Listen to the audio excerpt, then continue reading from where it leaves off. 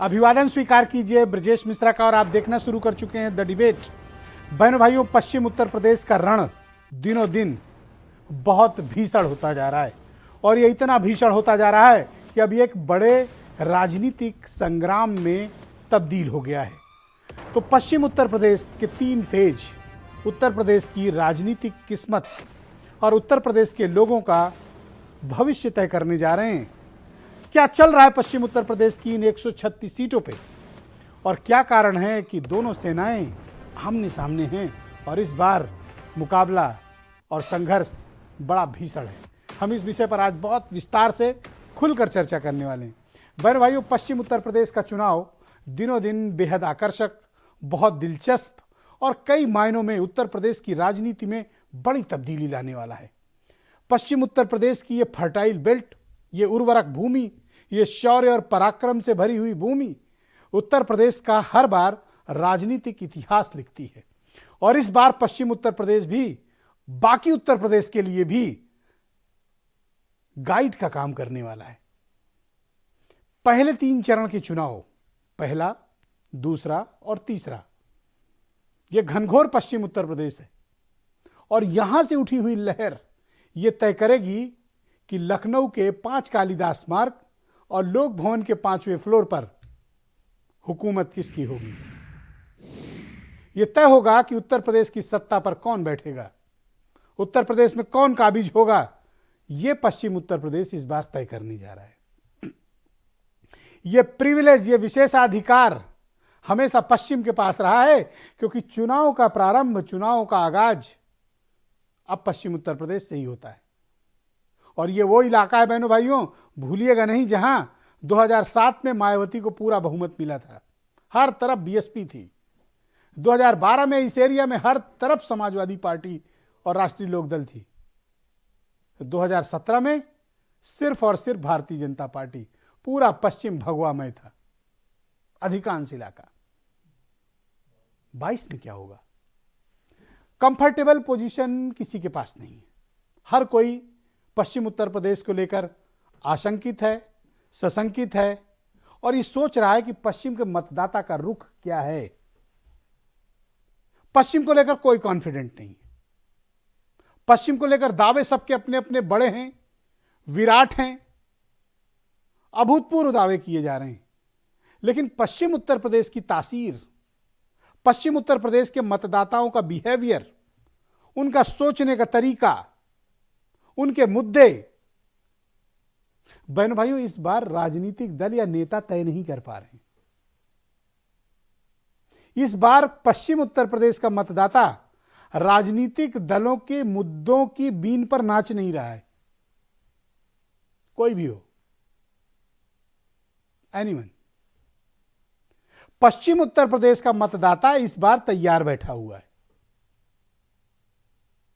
जिसके पक्ष में जाएगा निर्णायक जाएगा, जिसके पक्ष में जाएगा एक नाके से होकर गुजरेगा और जिसके साथ खड़ा होगा उसके साथ पूरा का पूरा जाएगा।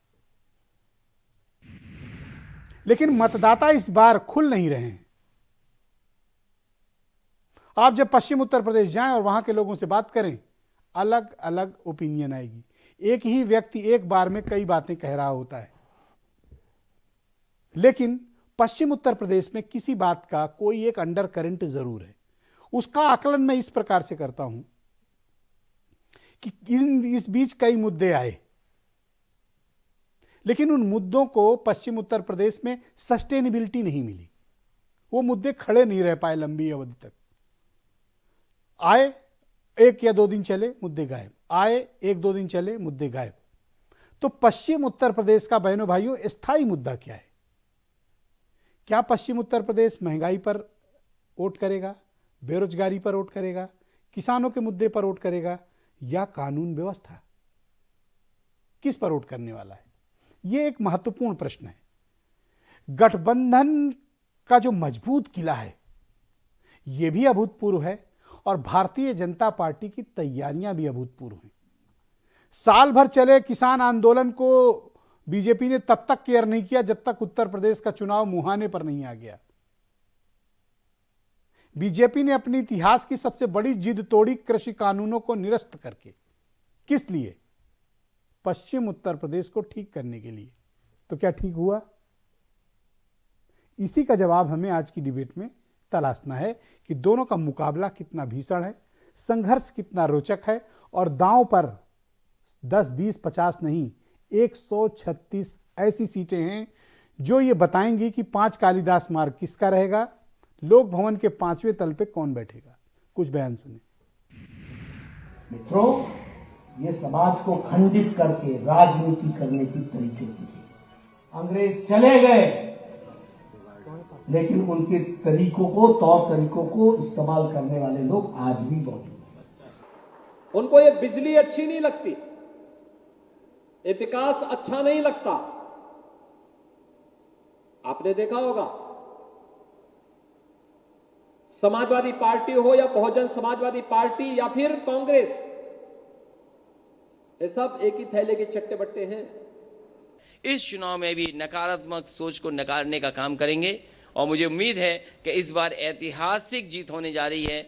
आरएलडी और समाजवादी पार्टी मिलकर के उत्तर प्रदेश से भारतीय जनता पार्टी का सफाया करेंगे। मंचों पर उनका सम्मान रखा जाता है। ये लोग कहां थे जो आज आपसे उम्मीद कर रहे हैं, मुझसे उम्मीद कर रहे हैं? मैं कोई चवन्नी हूं तो ऐसे करके कोई पलट जाऊंगा? जयंत चौधरी का चवन्नी वाला नारा इन दिनों बड़ा दिलचस्प है कि आई एम नॉट चवन्नी, की बस यूं उछाला और पलट गया। तो क्या जयंत चौधरी वाकई में लंबी अवधि की राजनीति के लिए उत्तर प्रदेश में डट चुके हैं और उनका जो अखिलेश यादव के साथ केमिस्ट्री है और जो गठबंधन है वो काफ़ी मजबूत है? तो क्या वाकई में उत्तर प्रदेश में इस बार बहुत कुछ होने वाला है? हम आज इस विषय पर चर्चा करेंगे, विशेष तौर पर